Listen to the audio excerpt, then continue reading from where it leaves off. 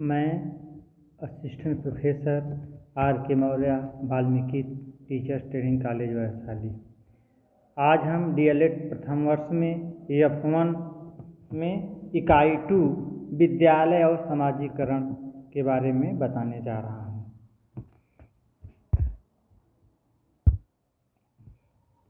विद्यालय का अर्थ,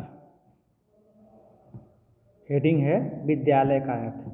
स्कूल शब्द की उत्पत्ति स्कूला नामक यूनानी से हुई है, जिसका अर्थ है अवकाश। यह बात कुछ अच्छी नहीं लगती है। इसका स्पष्टीकरण करते हुए लीच ने के शब्दों में के बाद वाद विवाद या वार्तालाप के स्थान पर, जहाँ एथेंस के युवक अपने अवकाश के समय को खेल कूद, व्यायाम, युद्ध के प्रशिक्षण में बिताते थे, धीरे धीरे दर्शन और उच्च कलाओं में स्कूलों में भी बदलाव आ गई। अवकाश के माध्यम से विद्यालयों का विकास हुआ। अब हम कुछ परिभाषाएं बता रहे हैं जॉन डीवी के अनुसार। जो ये परिभाषा नंबर 1 सर्वश्रेष्ठ है। विद्यालय एक ऐसा विशिष्ट वातावरण है जिसमें जीवन के कुछ गुणों और कुछ विशेष प्रकार की क्रियाओं तथा व्यवसाय की शिक्षा इस उद्देश्य से दी जाती है कि बालक का विकास वांछित दिशा में हो सके। अब दूसरा परिभाषा है टीपी नन। विद्यालय को मुख्य रूप से इस प्रकार का स्थान नहीं समझा जाना चाहिए जहाँ किसी निश्चित ज्ञान को सीखा जाता है, वरन ऐसा अस्थायी या स्थान जहाँ बालकों को क्रियाओं के उन निश्चित रूपों में प्रशिक्षित किया जाता है जो इस विद्यालय संसार में सबसे महान और सबसे अधिक महत्व देने वाली है।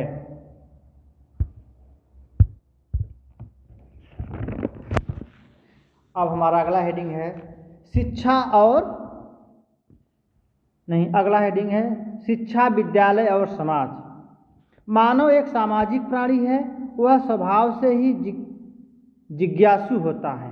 वह बालक के जन्म के बाद शुरुआती चरण में वह परिवार के सदस्यों के बीच रहता है और धीरे धीरे वह अपने सदस्यों के हर कार्य को सीखना प्रारंभ कर देता है।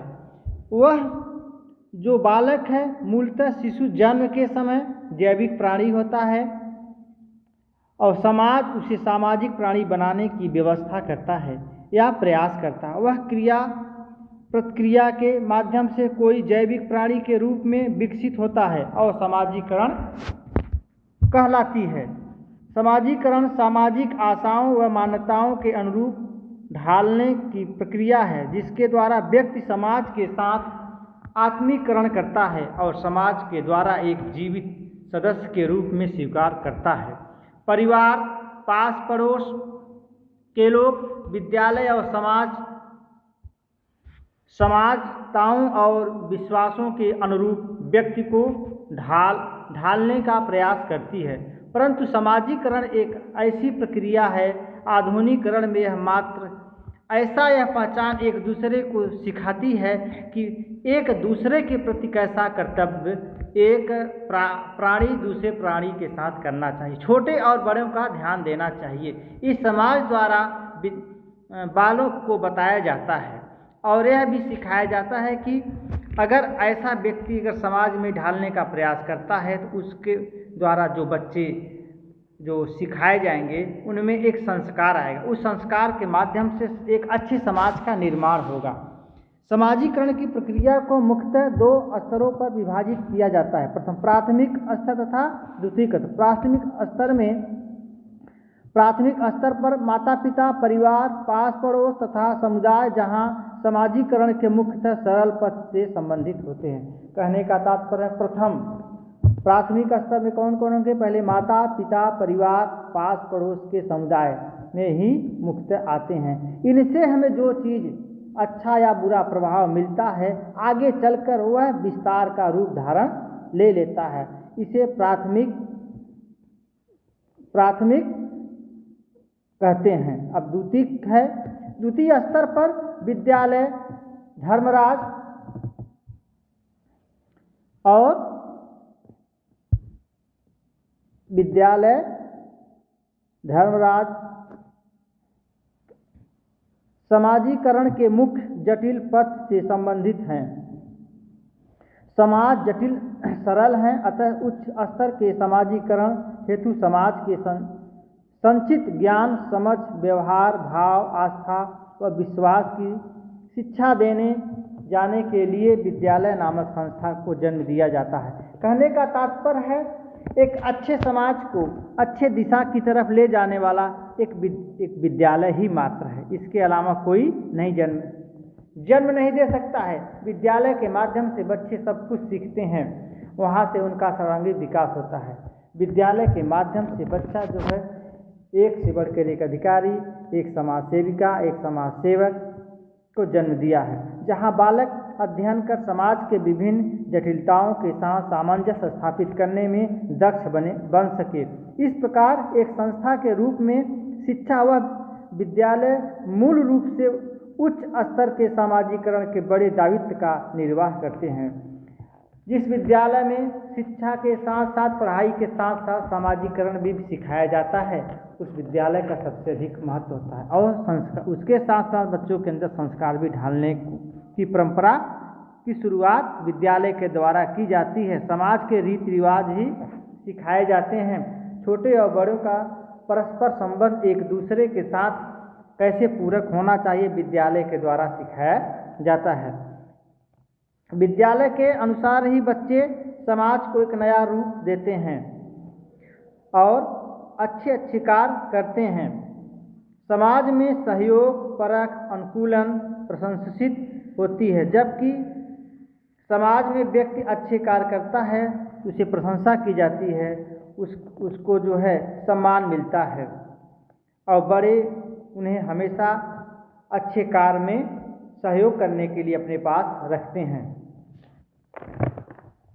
अब हमारा अगला टॉपिक है समाज में विद्यालय का स्थान। समाज में विद्यालय का महत्वपूर्ण स्थान है। शिक्षा की प्रगति से तो विद्यालय द्वारा ही जाने वाली शिक्षा के द्वारा ही संभव है। विद्यालय की स्थापना भी इसलिए की जाती है कि एक अच्छे समाज का निर्माण हो सके, एक अच्छे देश का निर्माण हो सके।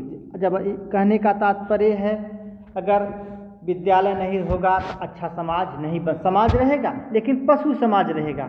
इसलिए अच्छे समाज के लिए एक अच्छा विद्यालय होना जरूरी है और समाज के लिए विद्यालय का सबसे ज़्यादा योगदान मिलता है। इसलिए समाज में विद्यालय का स्थान सर्वोत्तम रखा गया है।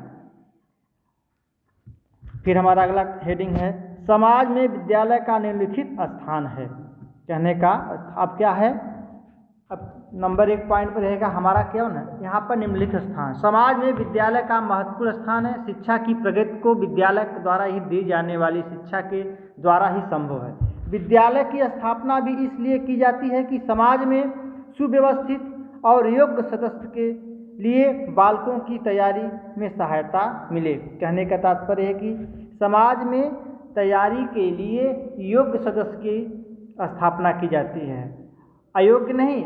इसलिए अगर योग्य की बात यहाँ कहा गया, समाज को एक ऊपर ले जाने के लिए योग्य व्यक्ति या सदस्य की जरूरत होती है।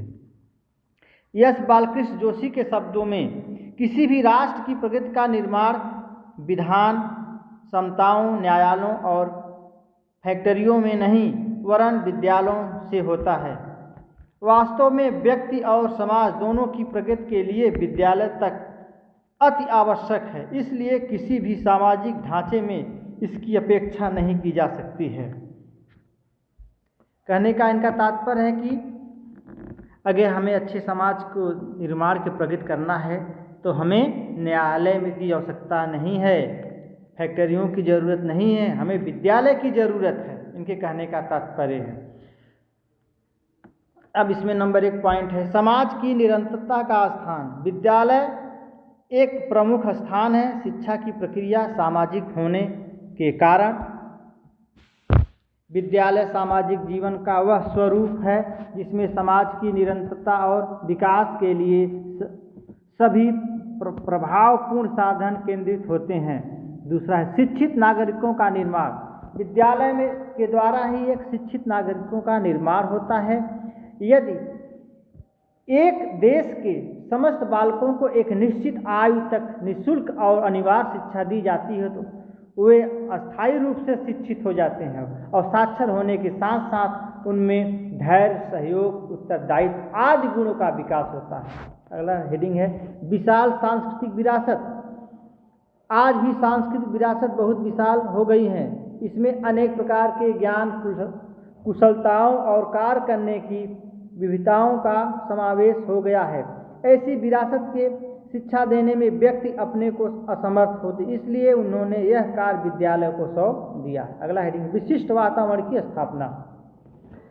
विद्यालय छात्रों को एक विशिष्ट वातावरण प्रदान करता है। यह वातावरण शुद्ध और सरल व्यवस्थित होता है। इसमें छात्रों की प्रगति पर, स्वास्थ्य, शिक्षा पर प्रभाव पड़ता है। ऐसे वातावरण शिक्षा का दौर कोई साधन प्रदान नहीं कर सकता है, इसलिए विद्यालय के द्वारा इन वातावरण का व्यवस्था किया जाता है। अगला टॉपिक है विद्यालय घर की अपेक्षा शिक्षा का उत्तम साधन है। विद्यालय घर की अपेक्षा शिक्षा का उत्तम साधन है, इसलिए कि घर पर ही बच्चे कम होते हैं, वहाँ पढ़ने का ठीक से साधन नहीं होता है और एक दूसरे से ज़्यादा वो मिलजुल नहीं पाते। इसलिए घर के अपेक्षा विद्यालय जो उत्तम साधन बताया गया है, उसमें उस विद्यालय के अंदर चार दीवारी और दूर दूर दराज से आए अनेक गांव से बच्चे एक दूसरे के संपर्क में आते हैं और अपनी एक दूसरे से बातचीत करते हैं और एक दूसरे के पास सहानुभूति सिखाते हैं, शिष्टाचार व्यवहार सीखते हैं और घर से बाहर विद्यालय भेजना अनिवार्य है। अब अगला हेडिंग है विद्यालय में समाजीकरण की प्रक्रिया। समाजीकरण नामक अवधारणा का अर्थ है कि प्रयोग उन प्रक्रियाओं के लिए किया जाता है जिनके द्वारा क्रिया व्यक्ति को सामाजिक सांस्कृतिक संसार से परिचित कराता है। और इस अर्थ में विद्यालय में समाजीकरण की प्रक्रिया होना बहुत जरूरी है। पीढ़ी दर पीढ़ी यह एक दूसरे को हस्तांतरित किया जाता है। इसके द्वारा व्यक्ति अपने समूह एवं समाज के मूल्यों को, जनजातियों, लोकाचारों, आदर्शों एवं सामाजिक उद्देश्यों को सीखता है। इसलिए विद्यालय में समाजीकरण की प्रक्रिया किया जाता है। आज का हमारा टॉपिक यहीं समाप्त हुआ। धन्यवाद।